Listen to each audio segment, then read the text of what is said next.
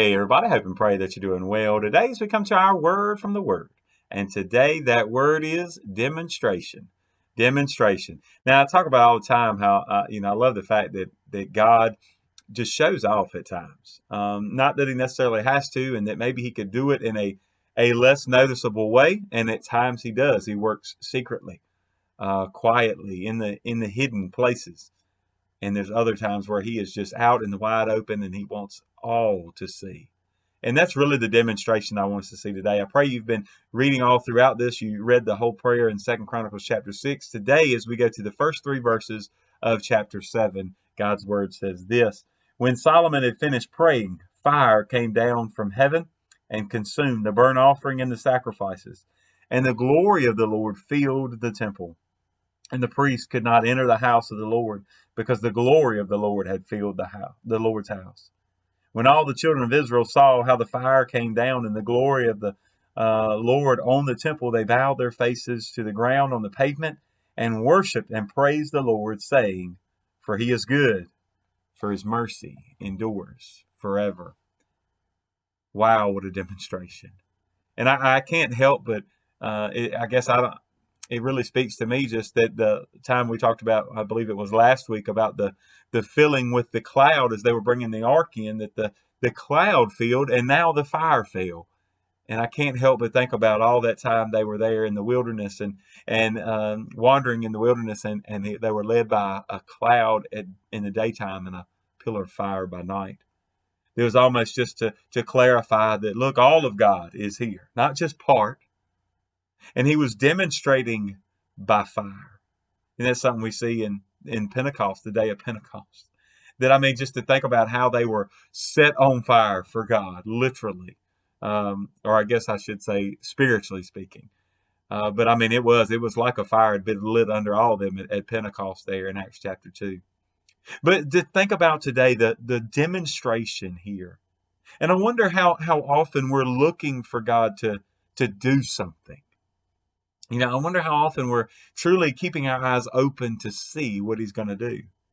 Yes, there are times he works secretly and quietly, and there's times where just maybe you alone see something he's doing in your life. But I wonder if we ever have a desire for him to demonstrate so we all can see. But I also wonder how many times we miss it. Get back to what we talked about Sunday, Jesus walking on the water. I wonder how many people, if the disciples had all been paying attention the whole time. Or was it because somebody else pointed out and said, hey, don't you see what Jesus is doing? I mean, you think about the miracles of the 5,000, right? As he fed those. We've been going back to our signs of life in John, and just to think about how many of those partook of the meal, right? They got some of the bread and fish, but they really truly missed the miracle. Or most importantly, they missed the miracle maker. They missed the one that was the key of it all. Yes, they come back only because they want another meal.